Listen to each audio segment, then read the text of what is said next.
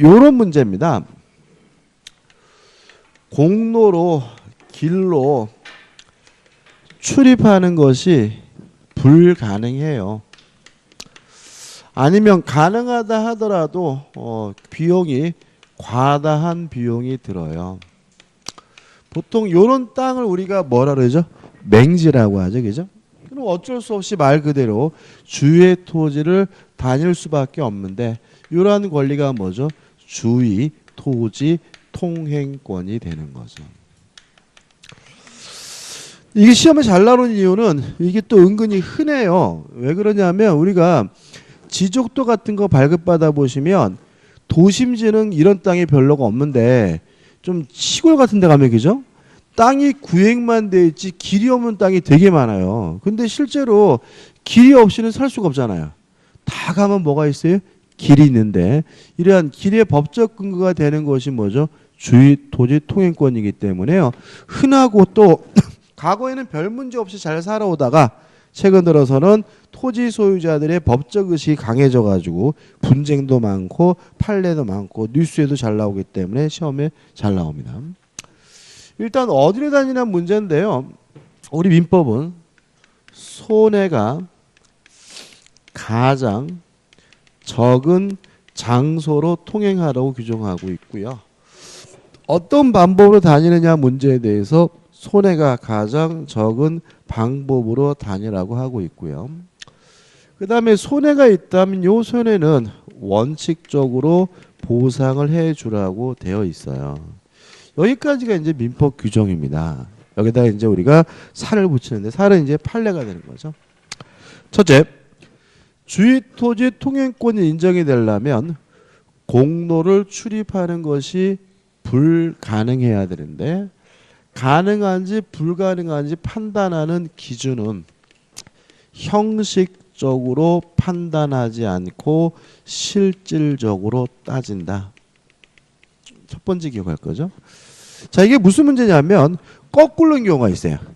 지적도에 길이 있는데 가보니까 거기에 누가 축사를 전화가지고 다닐 수가 없어요. 이때도 인정이 된다. 다시 말하면 형식상 길이 있느냐 없느냐 문제가 아니라 실질적으로 도로로 나갈 수 있느냐 없느냐 문제가 되고요. 그 다음에 불가능해야 돼요. 따라서 좀 더 편리하다, 좀 더 지름길이다 이런 이유만으로는 주의 토지 통행권이 인정될 수가 없습니다. 그래서 가끔 뉴스에 이렇게 TV에 나오는 거 보면은 어떤 내용이 많냐면은 땅 주인이 못 다니게 막아서 못 살겠다. 그래서 보통 이제 기자가 이렇게 인터뷰하면은 그놈이 땅을 막는 바람에 우리가 20분간 돌아가야 된다. 이렇게 나오거든요. 그거 땅 주인이 막을 수가 있는 거예요. 왜냐하면 지름길이란 이유만으로는 남의 땅을 뭐 할 수는 없어요? 다닐 수가 없는 거예요. 그죠? 그 다음에 또 좀 더 여기로 다니는 것이 편리하다는 이유만으로는 남의 땅을 다닐 수는 없는 거예요. 따라서 땅 주인은 못 다니게 뭐 할 수 있어요? 막을 수가 있는 거죠. 그죠? 불가능한 경우에만 인정이 됩니다. 그 다음에 또 세 번째로 불가능해야 돼요. 따라서 추후라도 나중에 공로가 개설이 되면 기존의 주의 토지 통행권은 뭐 하게 되냐면 소멸하게 돼요. 이런 것도 가끔 나옵니다. 그죠? 이제 또 이제 인터뷰 따잖아요.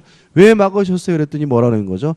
아, 옛날에는 길이 없어서 내 땅으로 다녔는데 지금은 길이 나가지고 내가 막았다. 그러면 막는 게 뭐죠? 정당하다. 왜냐하면 나중에라도 길이 생기면 주의 토지 통행권은 뭐 하게 돼요? 소멸되기 때문에 못 다니게 뭐 할 수 있어요? 막을 수가 있다. 이렇게 되는 거죠. 그래서 보통 또 이런 걸 또 악용하는 사람들도 있어요.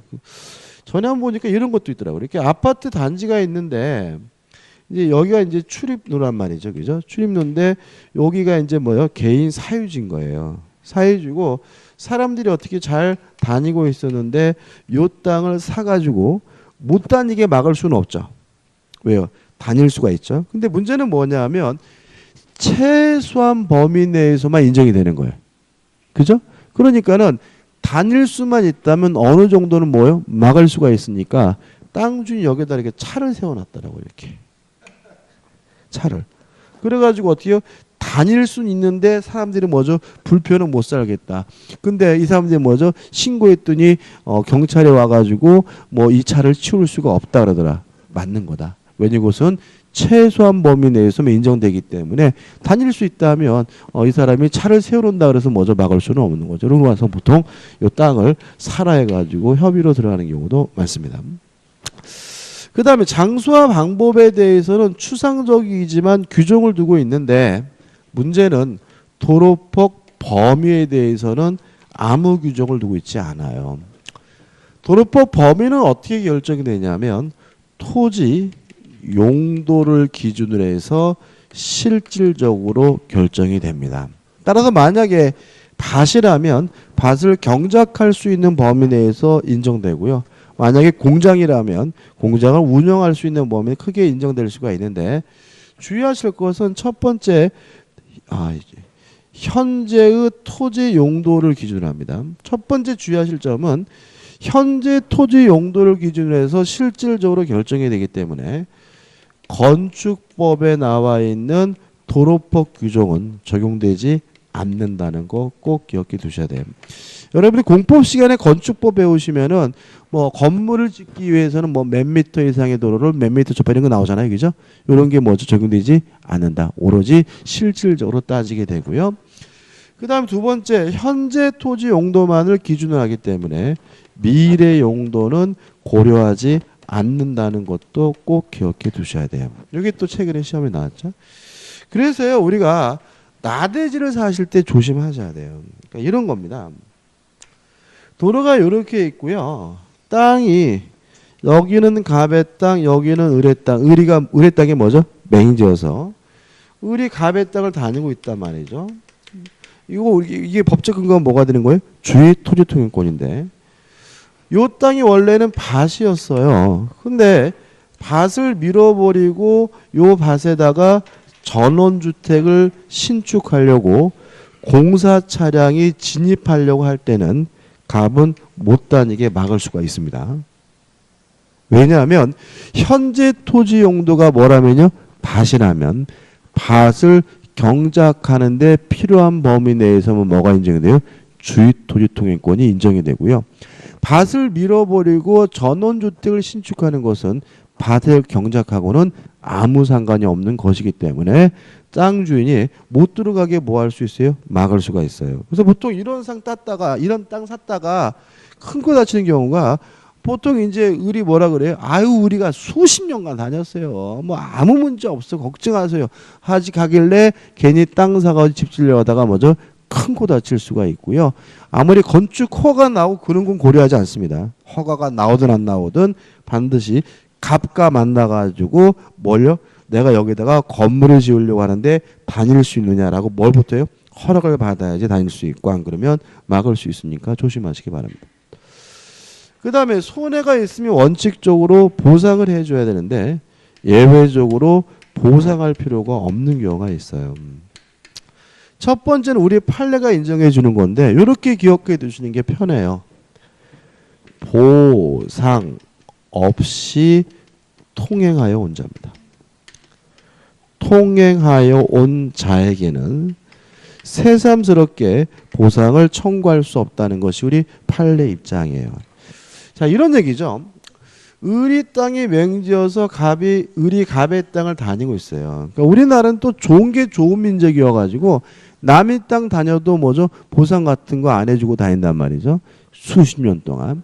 근데 갑이 갑자기 을에게 보상해달라고 청구하는 것은 허용되지 않는다는 입장이고요. 이유는 뭐죠? 금반원의 원칙에.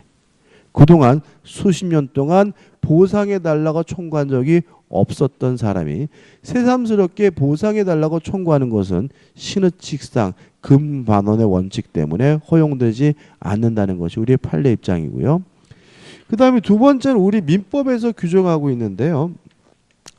토지의 분할이나 또는 일부 양도로 맹지가 된 경우에는 이때는 보상할 필요가 없고요. 이걸 특별히 뭐라 그러냐면 무상 주의 토지 통행권이라고 해요. 자, 이런 얘기입니다. 도로가 있고요. 원래는 한 필지 땅이었어요. 근데 이 땅이 갑과 을이 둘이 공유하고 있었는데 갑과 을이 이 땅을 어떻게 잘랐냐면 요렇게 잘랐어요. 그러면 요렇게 분할하게 되면 갑의 입장에서는 을의 땅이 맹지가 됨을 충분히 뭐 할 수 있어요? 예상할 수가 있으니까 을은 갑의 땅을 당연히 다닐 수가 있고 뭐 할 필요가 없어요? 보상해 줄 필요가 없습니다. 일부 양도도 마찬가지입니다. 이렇게 도로가 있고요. 한 필지 땅이고 갑의 단독 소유였는데 갑의 땅을 이렇게 잘라가지고 을에게 양도를 했어요. 그러면 이렇게 잘라서 을에게 양도하면 이 땅이 맹지가 됨을 충분히 뭐 할 수 있어요? 예상할 수가 있으니까요. 을은 갑의 땅을 당연히 다닐 수가 있고 뭐 할 필요 없어요? 보상할 필요가 없다는 게 우리 민법의 태도입니다. 이해되시죠?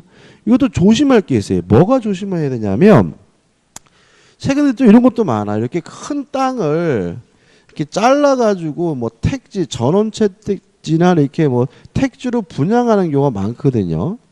근데 보통 이제 땅을 구입하실 때 어떤 생각만 하시냐면 내 땅이 도로에 접하고 있는지만 신경 쓰시는데 뭘 조심하셔야 되냐면 뒤에 땅도 도로에 접하고 있는지를 신경 쓰셔야 돼요. 무슨 말 아시겠어요? 왜냐면 이 경우에 만약에 이 땅이 도로에 접하지 않는 땅이라면 토지의 분할로 뭐가 된 거예요? 맹지가 된 거니까 이 사람은 이 사람의 땅을 당연히 뭐 할 수 있어요? 통행할 수 있고 뭐 해줄 필요도 없어요? 보상해 줄 필요도 없거든요. 무슨 이해되시죠? 그래서 내 땅만 도로에 접하고 있는지 신경 쓰고 샀다가 뒤에 땅이 맹진 바람에 내 땅으로 뭐 하게 되면요 다니게 되고 내가 그 사람에게 보상도 청구할 수 없다면 누가 피해를 보는 거예요? 내가 피해를 보는 거죠. 뒷땅이 피해 보는 게 아니에요.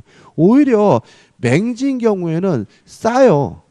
싸기 때문에 만약에 이런 주의토지 통행권을 이용해서 남의 땅을 다닐 수 있는 권리가 확보가 된다면 싸게 분양받았다가 비싸게 팔 수 있는 일이 생기거든요. 그래서 오히려 내 땅보다 뒤에 땅이 도로에 접하고 있는지 없는지를 먼저 신경 써야 되고요. 그다음 마지막으로 조심할 것은 분할 일부 양도로 인한 무상 주의토지 통행권은 누구한테만 인정되냐면 직접 당사자 간에만 인정된다는 것이 우리 판례 입장입니다. 누구에게만요? 직접 당사자 간에만. 그래서 기본적 취지는 이런 거죠.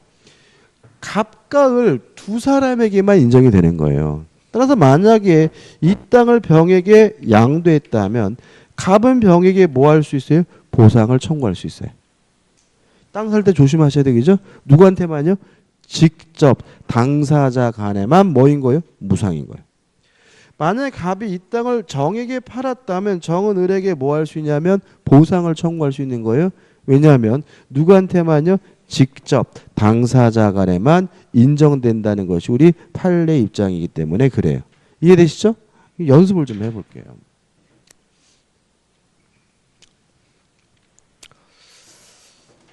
자, 땅이 있는데요. 요 땅이 여기는 갑의 땅, 여기는 을의 땅, 여기는 뭐죠? 병의 땅이에요. 근데 병의 땅이 뭐예요? 맹지예요. 그러면 이제 다녀야 되겠죠? 근데 문제는 을의 땅은 을이 거주하고 있고 갑의 땅은 공토예요. 그러면 병은 을의 땅으로 다닐 수 있어요? 갑의 땅으로 다녀야 돼요?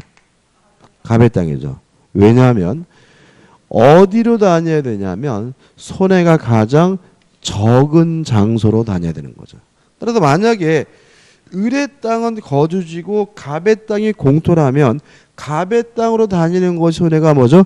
가장 적은 장소니까 병은 을의 땅으로 다니면 안 되고 뭐죠? 공토, 갑의 땅으로 다녀야 되는 거죠. 이해되시죠? 그죠? 조금만 더 해볼게요. 자, 도로가 있고요. 땅이 있어요. 여기는 뭐죠? 갑의 땅이고 여기는 뭐죠? 을의 땅이에요. 한 필지 땅이었는데 을의 땅을 요렇게 잘라가지고 병에게 양도를 했어요. 그럼 뭐 한 거죠? 일부 양도를 한 거죠? 이해되시죠? 그죠? 근데 여기는 을이 거주하고 있고 갑의 땅은 공토예요. 이럴 때 병은 공토인 갑의 땅으로 다녀야 돼요? 을의 땅으로 다녀야 돼? 이때는 뭐죠? 을의 땅으로 다니는 거죠. 왜냐하면 일부양도로 뭐가 됐어요? 맹지가 됐으니까. 이때는 손해가 가장 적은 장소인 공토로 다니는 것이 아니라 일부를 양도한 누구의 땅으로요? 을의 땅으로 다니고요. 이때 을은 병에게 뭐 할 수 없습니까? 손해보상도 뭐 할 수 없어요? 청구할 수가 없는 거죠. 이해되시죠? 그죠? 근데 만약에 병이 이 땅을 정에게 양도를 했어요. 그러면 정은 갑의 땅으로 다녀야 돼요? 을의 땅으로 다니는 거예요. 이때는 뭐죠? 갑이다.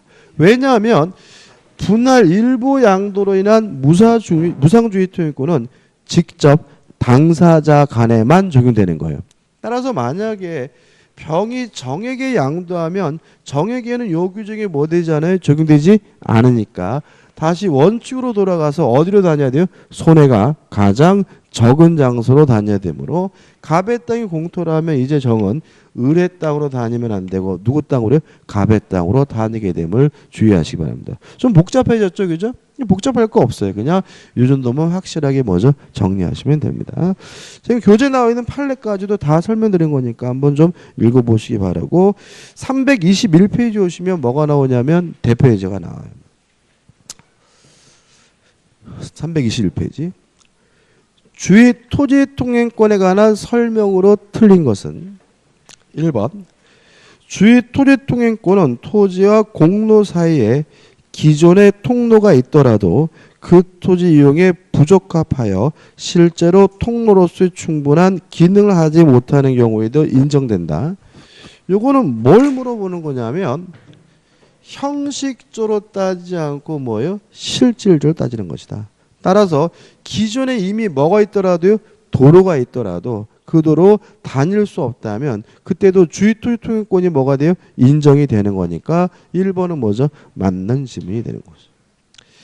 2번 주의토지 통행권의 범위는 장착 건립될 아파트의 건축을 위한 이용사항까지 미리 대비하여 정할 수 있다. X죠. 언제죠? 현재의 토지 용도만을 기준으로 합니다. 장래 미래에 아파트를 건설할 것인지 말 것인지는 뭐 할 수 없어요? 고려할 수가 없기 때문에 답은 뭐죠? 2번이 되는 거죠. 3번 주의토지 통행권 인정이 돼요? 그러면 남의 땅을 다니는 거죠? 비용이 발생하면 지가 부담해야 되겠죠? 너무나 뭐죠? 당연한 거니까. 따라서 주의토지 통행권이 인정되는 경우 통로 개설 비용은 원칙적으로 주의토지 통행권자가 부담해야 되고요. 4번 통행지 소유자가 주의토지 통행권에 기한 통행에 방해가 되는 축조물을 설치했어요. 자, 주의토지 통행권 인정되면 못 막죠? 막으면 안 되는 거죠. 막으면 뭐 해야 돼요? 철거해 줘야 되겠죠. 그죠? 따라서 축조한 경우 주의토지 통행권의 본래적 기능 발휘를 위하여 통행지 소유자가 그 철거 의무를 부담한다는 지문은 당연히 뭐죠? 맞는 지문인 거죠. 5번 물론 등기할 필요는 없습니다. 답은 뭐죠? 2번이 되는 거죠. 점심 먹고 수업하면 졸립적이죠. 참 보면은 지금 참 세상에서 제일 무거운 게 뭐죠? 눈꺼풀이죠, 그죠? 근데 저는 요새는 안 그러는데 이제 수업을 멀리 많이 다녀요. 근데 작년까지는 제가 부산도 다녔는데 부산 갈 때는 KTX 타고 다니는데 몇 년 전에는 제가 광주도 다녔어요. 근데 그때는 KTX가 없었거든요. 그래가지고 광주에서 수업이 끝나면 서울로 돌아갈 방법이 없어가지고 차를 몰고 다녔어요, 제가. 근데 문제는 뭐냐면 광주 수업이고 그 다음날은 서울이 수업이었어요. 그래가지고 무조건 올라야 된대. 그래가지고 10시 반에 수업 끝나고 이제 차 모고 이제 광주 출발을 하면 이제 한 1시 반, 2시쯤 되면 이제 대전을 지나가잖아요. 그죠? 이 근방을, 그죠? 지나가는데 1시쯤 되면 졸립잖아요. 그죠? 근데 문제는 뭐냐면 졸면 죽을 수도 있는 거잖아요. 그죠? 근데도 사람이 참 묘하게 뭐죠? 참을 수가 없는 거잖아요. 그죠? 그래서 막 운전하다가 졸아요. 졸아가지고 깜짝 깨면 뭐죠? 한 10분 동안 어떻게 했는지 기억이 안 나. 막 그런데도 불구하고 졸고. 근데 문제는 뭐냐면 이제 낮에 졸릴 때는 휴게소에다 세워놓고 자면은 깨잖아요, 그죠? 근데 그 시간에는 졸립다고 휴게소에 세워놓고 자잖아요. 다음날 아침이야. 그래버리면 이제 뭐가 되는 거죠? 서울 들어가려면 또 이제 출근 시간에 걸리니까 이제 막 이제 뭐 고생하고 그랬던 기억이 나는데 참 보면은 졸음이라는 게 참 무서운 것 같아요. 그 다음에 이제 물에 관한 상징각이 나오죠. 가입표예요. 보실 필요가 전혀 없어요. 어디까지 보실 필요가 없냐면 323페이지 상단 공유하천 용수권까지 보실 필요가 없어요. 그러니까 과거에 우리나라는 논농사 위주의 산업사였다 보니까 물이 굉장히 중요했겠죠. 그래서 물에 대해서 민법이 많은 규정을 두고 있지만 하나도 쓰이는 규정이 없기 때문에 읽어볼 필요도 없어요. 그 다음에 7번 경계에 관한 상린관계가 나와 있는데 이거는 가끔 나와요. 좀 정리해보면 자 경계표 또는 담이란 말이죠. 경계표, 경계에다가 담을 쌓으려고 해요. 철제 기억할 것은 담 설치 비용은 어떻게 부담하냐면 절반씩 반씩 부담하게 됩니다. 그 다음에 담을 설치하기 위해서 측량을 하려고 해요. 측량 비용은 반씩 부담하는 것이 아니라 면적의 비율에 따라서 부담하게 됩니다. 이런 얘기죠. 여기는 갑의 땅, 여기는 뭐죠? 을의 땅인데 갑과 을의 경계에다가 담을 설치하려고 해요. 그러면 갑과 을이 비용을 뭐죠? 반씩 부담해서 설치하되 담을 설치하기 위해서 뭐 하려고 해요? 측량을 하려고 할 때는 반씩 부담하는 것이 아니라 뭐에 따라서요? 면적의 비율에 따라서 부담한다는 거죠. 그 다음에 세 번째 특수시설입니다. 특수시설은 하고자 하는 사람이죠. 하고자 하는 자가 부담합니다. 갑자기 을이 뭐라느냐 하면 요 담에다가 CCTV 설치하재요. 하고 싶은 사람이 설치하는 겁니다. 또 갑자기 금박을 두르재요. 하고 싶은 사람이 뭐죠? 금박 두르는 겁니다. 다시 말하면 특수시설은 하고자 하는 자가 부담하고요. 네 번째 소유가 불명이에요. 자 이게 무슨 말이냐면 갑과 을의 경계에 담이 있긴 한데 이 담이 누구 건지를 잘 모르겠어요. 그때는 우리 민법은 공유인 것으로 뭐 하냐면 추정을 합니다. 그런 얘기 나와 있으니까 한번 꼼꼼히 보시기 바라고 넘겨보시면 이제 나번 경계표 등의 추정이 나와 있고 다번에서 수지 목권이죠. 이건 뭐냐면 나무 가지나 나무 뿌리가 경계를 침범했어요. 이거를 어떻게 할 것인가? 이 문제죠. 첫째, 나무 가지가 경계를 넘어온 경우는 제거할 것을 청구하고요. 그래도 응하지 않으면 그때 비로소 제거할 수가 있고요. 나무 뿌리가 경계를 넘은 경우에는 발견하는 즉시 임의로 제거하는 것이 뭐죠? 가능합니다. 별주항도 다 이쪽이죠. 그죠? 갑이 살고 있고요. 이웃에 을이 살고 있어요. 근데 이 경계, 이 담이 있는데 갑의 마당에 나무가 있단 말이죠. 근데 나무가지가 이렇게 경계를 넘었어요. 그러면 어떻게 해요? 을은 일단 잘라달라고 뭐예요? 요구하고요. 그래도 갑이 안 자르면 그때는 뭐죠? 잘라버릴 수가 있고요. 나무 뿌리가 넘어오면 발견하는 즉시 바로바로 뭐 할 수 있어요? 잘라버릴 수가 있습니다. 이게 법의 규정이에요. 근데 우리 이거 조심할 것이 이거를 만약에 현실에 적응해서 이렇게 행동을 하면 동네에서 뭐죠? 왕따 당한다. 그러니까 우리는 좋은 게 좋은 민족이니까 가지가 넘어오면 어떻게 해요? 그런가 보다, 그죠? 가을 내 낙엽이 떨어져서 마당에 떨어지면 어떻게 하냐? 별 생각 없이 어떻게 쓰러지죠? 나무 뿌리가 넘어왔다가 잘라버린 사람 없죠, 그죠? 이게 왜 그러냐? 왜 우리 정서가 다르냐 하면 독일 민족의 민족성이 좀 개입돼 있어서 그렇습니다. 그러니까 우리가 배우는 법을 독일 놈들이 만들었는데 이 독일 놈들은 어떤 특징이 있냐면 좋은 거라 하더라도 남이 껴드는 걸 굉장히 뭐죠? 싫어하는 민족입니다. 그러다 보니까 이런 규정을 두고 있어요. 좀 저는 현실적으로 좀 바꿨으면 좋겠고, 한 가지 참고로 한번 이런 거 생각해 볼까요? 요 가비 나무가 감이에요. 근데 감나무에 이렇게 감이 열려 있어요. 경계를 넘은 거죠, 그죠? 나뭇가지가. 그때 을이 요 감을 따먹을 수 있어요, 없어요? 없는 거죠. 왜 없는 거예요? 악의 점유자는 뭐가 없어요? 과실수가 없잖아요. 다시 말하면 갑의 나무인 줄 알고 있으니까 따먹을 수가 없는 거예요. 근데 이 감이 떨어졌어요. 떨어져 마당에 굴러다니고 있어요. 이거 주워 먹을 수 있어요, 없어요?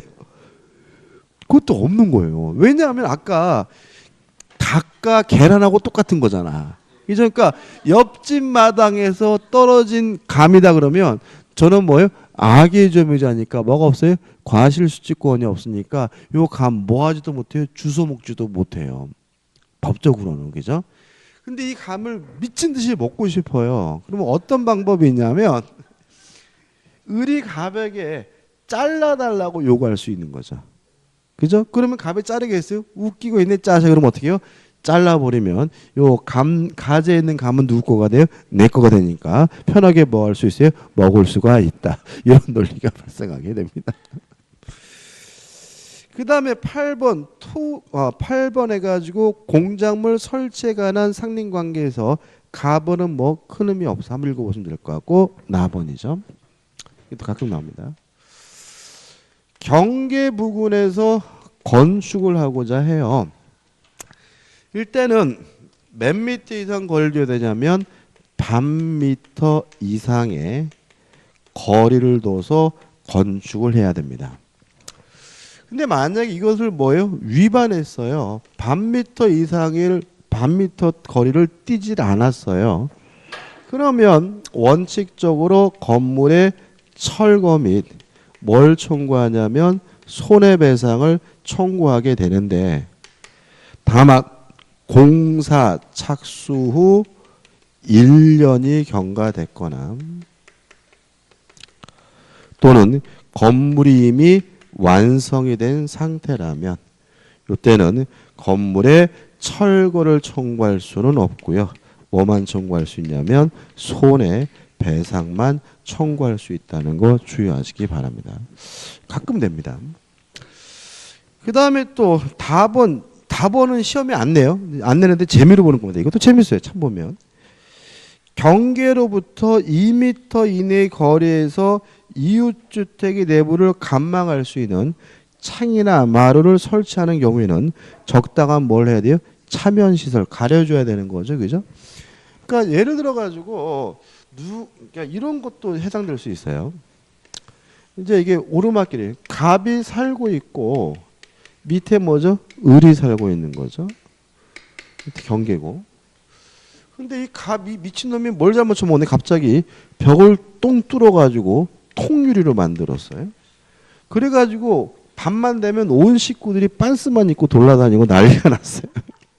그러니까 을의 입장에서는 환장했는 거예요. 누가 나를 보는 것도 환장하지만 잘 보이는데 그냥 훌렁훌렁 벗고 다니는 것도 환장하는 거잖아요. 그죠? 그래서 밥만 먹으려고 식구들이 앉아있으면 이놈의 인간들이 뭐죠? 빤스만 입고 그냥 애들 어린이 막 돌아다니고 미치겠어요.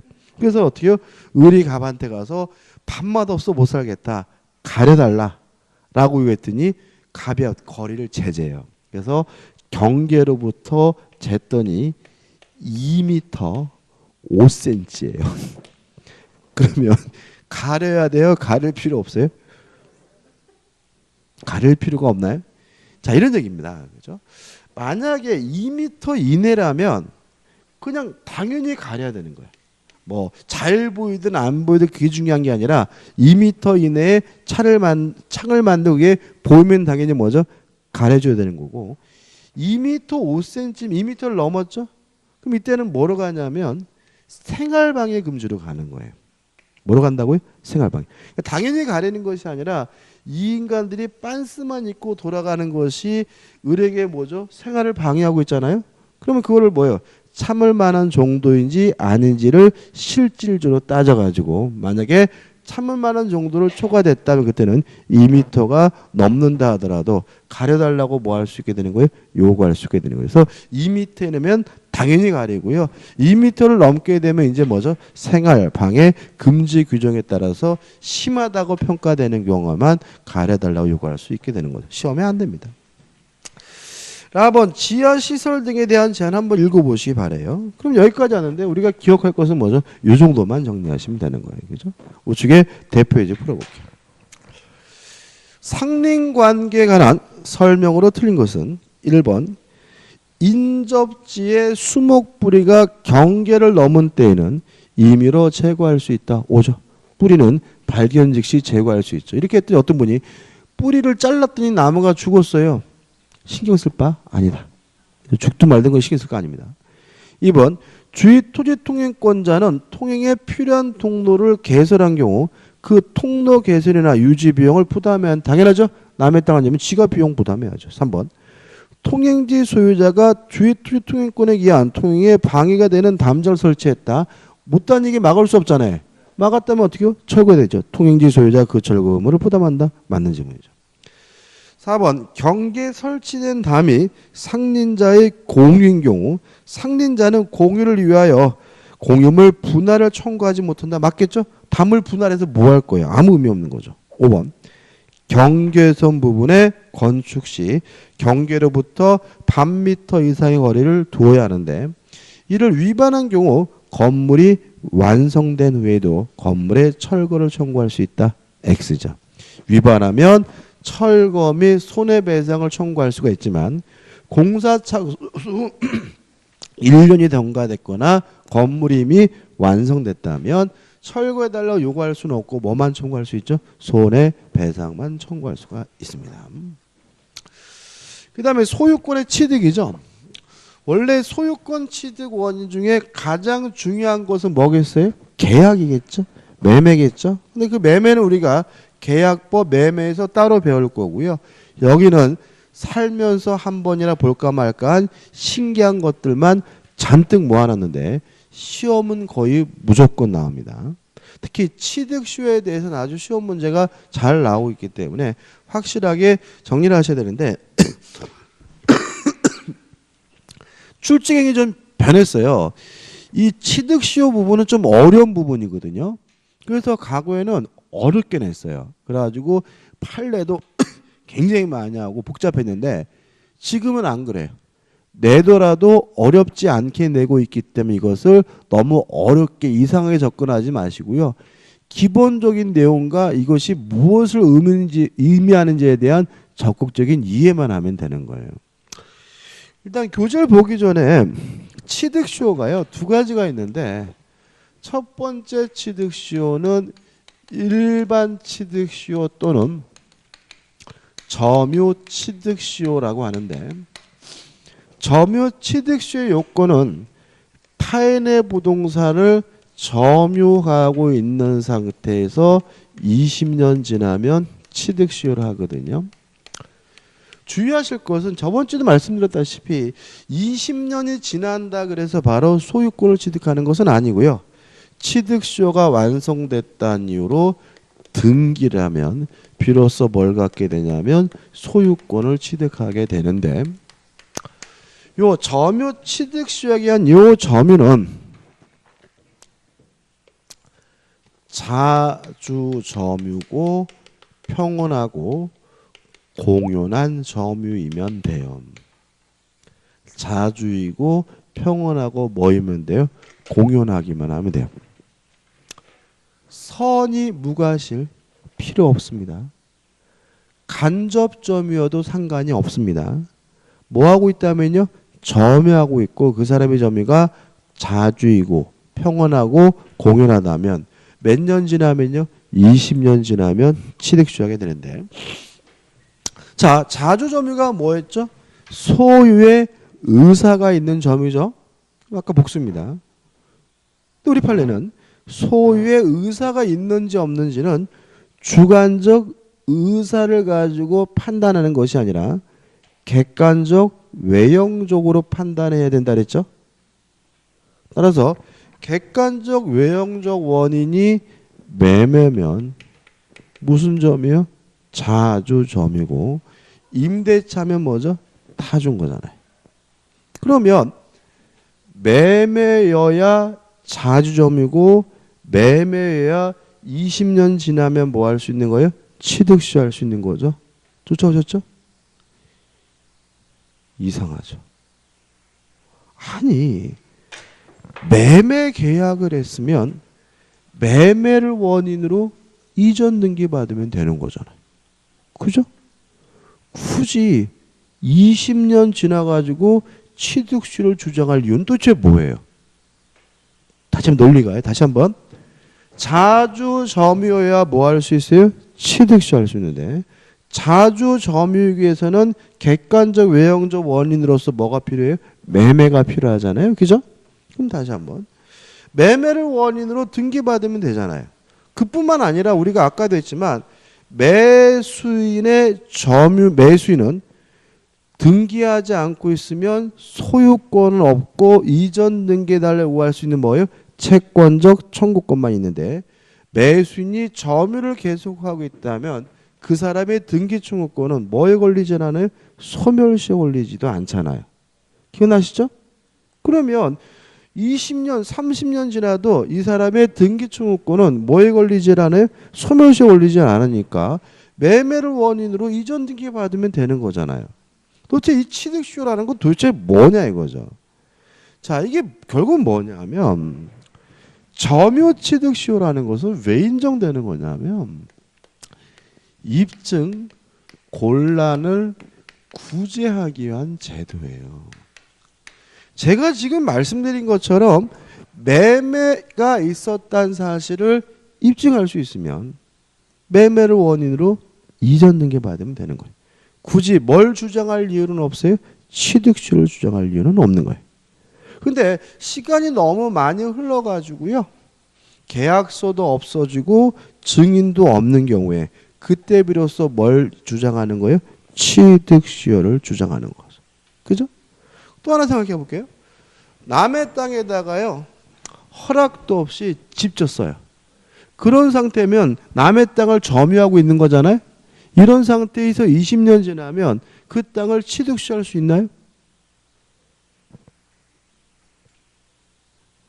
자, 점유 취득시하기 점유는 무슨 점에 대해요? 자주점인데 악의로 무단으로 점유하는 것은 자주가 아니라 뭐예요?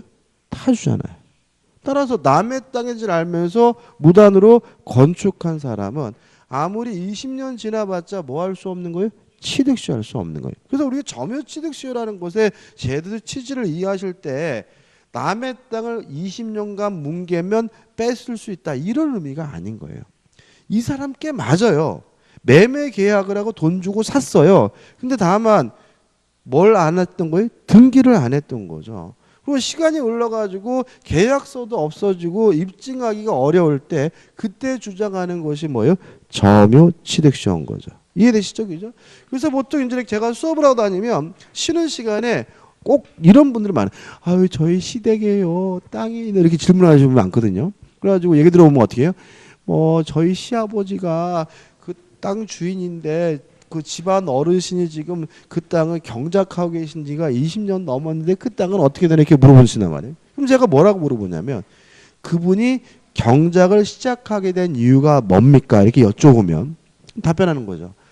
아, 그게요. 옛날에 우리 시아버지가 쌀 2짝 주고 팔았대요. 그러면 그 사람의 점유는 무슨 점이에요?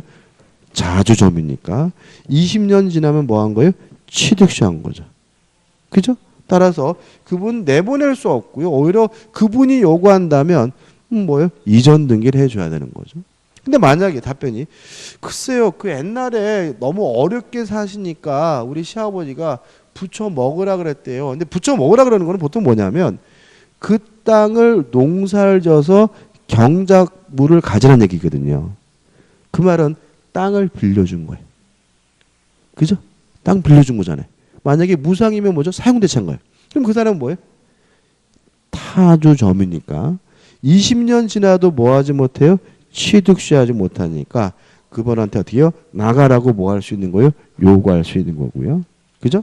또 답변이 잘 모르겠어요. 아우 뭐 우리 시아버지도 기억도 안 난다고 자꾸 신경질 내고 아무도 몰라요. 그 양반이 거기서 왜 경작을 시작했는지 도대체 이유를 모르겠네요. 그러면 경작하신 분이 유리한 거예요? 아니면 소유자가 유리한 거예요?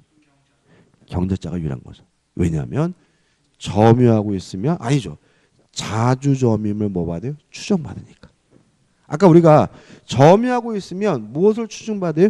자주점임을 뭐 받아요? 추정받는다 그랬죠. 따라서 점유자 스스로는 자기가 매매 계약 등이 있었음을 뭐 할 필요 없어요? 입증할 필요가 없는 거니까 잘 모르겠어요. 그 누구도 몰라요. 그럼 뭐예요?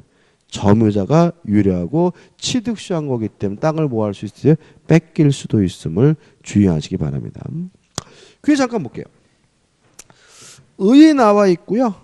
맨 밑에 보시면 점유 취득시로 왜 인정되는 거냐면 입증 곤란을 구제하기 위한 제도다. 이런 말이 나와 있고요. 그 다음에 넘겨보시면 납은 시효로 취득할 수 있는 권리인데 일단 소유권과 기타 재산권을 취득시할 수 있어요. 오늘 자세히 안 할 건데 소유권뿐만 아니라 기타 재산권도 뭐 할 수 있다고요? 취득시할 수 일단 기억해 두시고 이해 가지고 시효로 취득할 수 있는 권리들이 나오거든요. 여기서 가장 중요한 것은 뭐냐면 저당권이에요.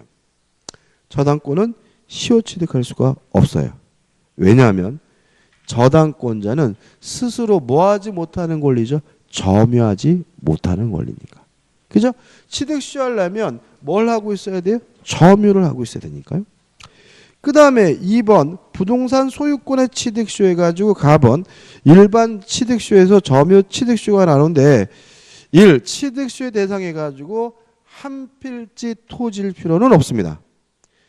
토지 일부라 하더라도 몇 년 점유하고 있어요? 20년 점유하고 있으면 뭐 할 수 있어요? 취득시할 수가 있고요. 그 다음에 자신의 물건에 대해서도 취득시를 주장하는 것이 가능합니다. 밑에서부터 7번째 줄인가요? 이렇게 나와 있죠. 자기 소유 물건에 대하여도 시효 취득이 뭐죠? 가능하다. 자, 왜 이렇게 이해하냐면 점유 취득 시효라는 것은 무엇을 구제하기 위한 제도냐면 입증 곤란을 구제하기 위한 제도니까 자기 게 맞아요. 자기 소유물이 맞아요. 그래도 입증하기 어렵다면 뭘 주장해도 상관이 없어요? 취득 시효를 주장해도 상관이 없는 거죠. 따라서 자기 소유물에 대한 취득시효 가능하고요. 그 다음 밑에서 세 번째 줄에 이제 뭐가 나오냐면 도로공원 하천이 나와요. 이거 어떤 문제냐면 국유재산입니다. 국유재산을요 세 가지로 나뉘어요. 공용물하고 공공용물로 나뉘고요. 요 두 가지를 제외한 나머지 국유재산을 뭐라 그러냐면 일반 재산이라고 하니까 세 가지로 나뉘고 제가 한자로 쓰는 이유는 뭐냐면 같은 말이 반복돼서 그런데 공용물은 뭐냐면 국가의 소유이면서 그 사용도 국가나 지방자치단체가 사용하고 있는 국유재산을 우리가 뭐죠? 공용물이라고 하고요. 뭐 교도소 건물, 경찰서 건물, 뭐 시청, 청사 이런 것들은 뭐죠? 공용물이죠. 공공용물은 국가가 소유하고 있지만 그 사용은 공짜가 공산당할 때 공짜거든요. 일반 대중이 사용하는 국유재산이에요. 국유재산인데 누가 사용한다고요? 일반 대중이 사용하는 국유재산을 공공용물이라고 하고요. 얘는 공중화장실. 동의하시죠? 그죠? 공원, 뭐 박물관 이런 것들을 말해요. 그럼 여기서 우리가 뭘 할 수 있냐면 국유재산 중에서 공용물이나 공공용물은 취득시효 못한다는 거 아시겠죠? 예를 들어 가지고 교도소에서 20년 징역살이 했어요. 그랬더니 뭐 503억 감방을 취득시효한다. 이런 건 말이 안 되잖아요. 그죠? 공원, 계룡산 국립공원에서요 20년 동안 돈을 닦았더니 깨달은 건 없지만 그 땅을 뭐요? 취득시효한다. 이런 건 안 되잖아요. 결국은 국유재산 중에서 취득시효할 수 있는 것은 일반 재산만 취득 시효할 수 있는 거예요. 자, 우리가 공용물이나 공공용물에 공용이 폐지가 되면 뭐로 바뀌냐면 일반 재산으로 바뀌고요. 일반 재산으로 바뀌어야지만 비로소 뭐 할 수 있어요? 취득 시효가 가능한 거죠. 과거에는 일반 재산을 뭐라 그랬냐면 잡종 재산이라 그랬어요. 근데 잡종이란 말이 어감이 이상하다 그래가지고 국유재산법을 개정을 해가지고 일반 재산으로 바꿨어요. 그런 건 잘해 미친놈들이. 뭘 하는지 모르겠어요. 그죠? 그잖아요. 그죠? 왠지 잡종 재산하면 팍 눈에 들어오는데 일반 재산하면 잘 안 들어오잖아요. 짜장면 하면 맛있지만 자장면 하면 맛없잖아요. 그죠? 그죠? 아무튼 공용 폐지가 돼서 일반 재산이 되면 뭐 할 수 있어요? 취득시할 수 있습니다. 끝이죠. 그 다음에 우측에 보시면 핵심 판례 단 겁니다. 가. 자기 소유 부동산이라도 취득시할 수 있다. 나. 부동산 일부에 대해서도 뭐 할 수 있어요? 취득시할 수 있고 다 공유 지분과 같은 지분도 뭐 할 수 있냐면 취득시할 수가 있고요. 판례 중간 2번 소유의 의사로 평온 공연하게 뭘 해야 돼요? 점유를 해야 되고 판례가 나와 있는 것은 결국 뭐냐면 아까 했던 거예요. 자, 점유 취득 시효하려면 자주점유여야 하는데 점유자는 자주점임을 추정받음으로 스스로 뭐 할 필요 없어요? 입증할 필요가 없다. 그게 뭐죠? 가번이고 그 다음에 자주점유인지 아닌지 여부는 객관적 외형적으로 점유하기 때문에 매매를 통해서 점유했다면 뭐예요? 자주고 임대차를 통해서 점유했다면 뭐가 돼요? 타주가 되는 거죠. 그럼 한 가지만 생각해 볼게요. 예를 들어 가지고 시골에 농지가 있는데 갑이 소유자예요. 근데 을이 요 토지를 점유하게 됐어요. 왜냐하면 갑으로부터 샀어요. 근데 자기 앞으로 뭘 안 했냐면 등기는 안 하고 있었거든요. 이런 상태에서 세월이 흘렀어요. 세월이 흘러가지고 갑이 요 농지를 경작하고 살다가 서울로 뭐 하게 된 거죠? 이사를 가게 된 거죠. 그래서 동네 친구인 병에게 이 땅을 경작하라고 시켰어요. 그러면 을은 뭐죠? 서울에 살고 있고 이 땅을 경작하는 사람 누구죠? 병인 거죠. 그죠? 어떤 상황인지 아시겠죠? 이런 상태에서 20년이 지났다는 이유로 취득시효를 주장할 수 있는 사람은 서울에 살고 있는 을이에요? 아니면 지금 농사 짓는 병이에요? 누굽니까? 을인 거다. 왜냐하면 을이 서울로 가면서 이 땅을 네가 경작해라는 말은 땅을 뭐 한 거예요? 빌려준 거죠. 따라서 병은 자주점유가 아니라 뭐죠? 타주점인 거예요. 이 땅의 자주점유자는 갑으로부터 산 누군 거예요? 을인 거죠. 그러면 을이 자주라 하더라도 점유해야 되는데 을이 땅을 빌려줬다는 말은 점유를 상실한 것이 아니라 무슨 점유하고 있는 거죠? 간접 점유하고 있는 것이니까 20년 지나면 취득시효하는 것은 병이 아니라 뭐죠? 을인 거예요. 8번 읽어볼까요? 제3자를 점유 매개자로 하여 농지를 간접으로 점유하여 온 자는 비록 그가 농민이 아니더라 하더라도 농지를 뭐합니까? 시효 취득할 수가 있다는 거 주의하시기 바랍니다. 넘겨보시면 이제 뭐가 나오냐면 20년간 점유가 나오는데 여기서 좀 시간이 걸리기 때문에 쉬었다가 보도록 하겠습니다.